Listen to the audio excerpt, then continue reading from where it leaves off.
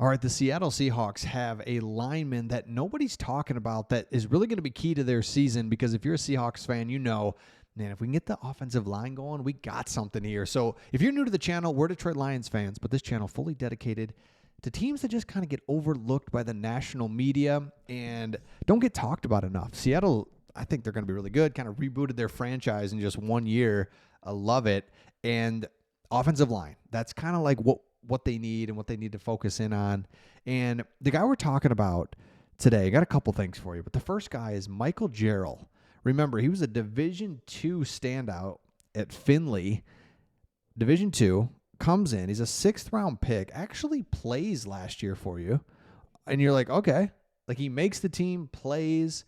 And I think the biggest thing that why we're not talking about is we all focus on the new things. And Seattle did a ton of new things this offseason. But it's like, what about those guys that from first to second year, second to third year? Man, that's who you really need to show up. Of course, rookies, new guys, trades, yeah, I need you. But these little hidden gem guys that you're not even thinking about. So he played in 10 games last year, had 3 starts. And basically what they're saying this year is what's been nice is that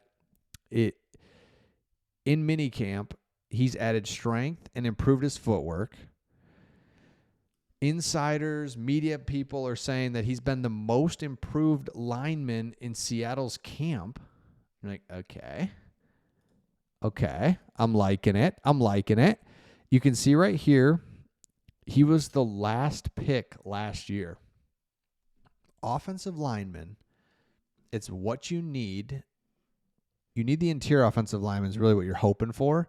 You know what you drafted this year. Let me go up to you got Gray Zabel, Oluwatimi, be something, need ya, right? Dude, come on. Why? Yeah, I'm a Michigan fan, so it's like I watched him, followed him, thought he was going to be a stud. He's getting there. I think he will be. But you can see Jarrell right here. He's going to be backup tackle. He's going to be kind of a swing tackle. You got Josh Jones. You just need these guys to do something. And so for Michael Jarrell to be like, oh yeah, I kind of forgot about you, need something out of you going into this year. Because if you look at it, and this is why I'm like rooting for the Seattle Seahawks, because you look around your division, it's like, oh, come on. You got the Rams, who couldn't be more annoying. I mean, couldn't be more annoying. Sean McVay, you're not that young anymore. It's just young head coach. It's like, well, you're not that young anymore. You were when you came in, but we can stop talking about that. Stafford, we get it. Great arm. You won a Super Bowl, so get away from me. Your wife is annoying. Oh my gosh. If you ever want to just get yourself riled up, go find her talking. And it's just like, this is unbelievable. So if you're even a Stafford fan, you're kind of like Stafford, go listen to her and you won't be. And then the Cardinals, be like, you know what? Appreciate you guys. You really play hard, but you're just pesky, and no one takes you serious. And wish you all the best, but come on. And then the Niners, they had their chance, and they just didn't do it. And hey, I get it, but they had a really good run there, and they had really good players, and they're trying to do the same thing, kind of rebooting what they're doing. But you're just like, get away from me. It's like Seattle has no reason not to be really excited about what they can do. And again, when you look at their roster and you say, okay, wide receiver, I think Cooper Kupp's going to have a huge year. I mean, think about that. He had that 2021 year where he's basically the greatest receiver we've ever seen. Oh, really? Okay. just like that. 2021, then 2022, good, but injured. 23, a little injured. 24, had a stretch of injury, but overall, like he missed 5 games. But then overall, it's like, dude, this guy was just producing. He comes here ready to just say, like, I'm not done yet. You traded me, or you let me go to a division rival. I'm gonna show who I am, what I can do, the things. I mean, and I love seeing that, and I think Cooper Kupp's gonna be really good. So great move there, Cooper Kupp, Valdez-Scantling. I love it. You get rid of Metcalf, who it was just time because you felt like you had to force him the ball.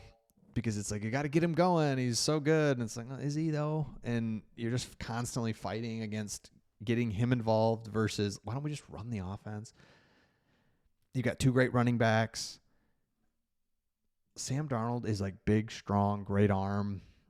I don't know. I look, he had a weird little stretch there where he wasn't good, but last year with Minnesota, it was like he's won 14 games.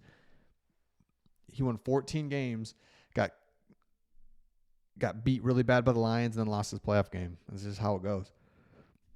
So to say he's not good is wrong. I mean, everyone knows he's really good. And then defensively, you get Ernest Jones. That changed your whole defense. You stopped the run. Your secondary, Reek Woolen, Witherspoon. Are you kidding me? So good. You get a really good, big, strong safety to go in there.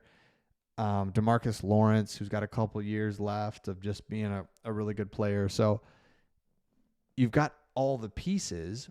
Now if that offensive line can do some things. And so that's what I would say is as you go into training camp, keep an eye on these second-year guys, these third-year guys. That's who you really want to see do something really improve. If those guys improve and go to another level, I mean, because I think I saw an article by like Jerry Rice, and you can go through all examples all through it, but like year 3 is where a lot of these guys go from like, man, you're pretty good to like your Hall of Fame level. You're unbelievable. Literally, like the only person I know, and I know there's been more, don't get me wrong, but like there's the rare exception of like Barry Sanders. Like Barry Sanders, like first carry was unbelievable. Like the second he touched the ball.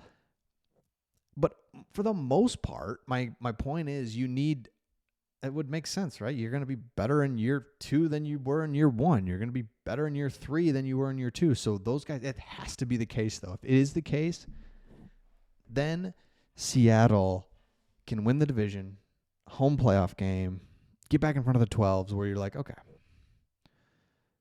we do have a really good home field advantage. We've been a little dormant lately. We want to get there, and that's the thing. Like you didn't lose at home for that stretch, 2011, 12, 13, 14.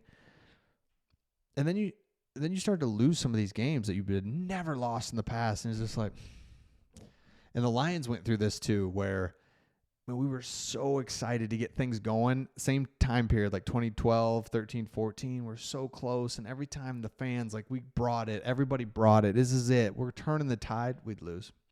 So when you have those losing moments, the fan base and the energy is not like it once was. But you start winning, going a little streak here, 3-4 games, Seattle's going to be tough to beat. So let me know your thoughts in the comments.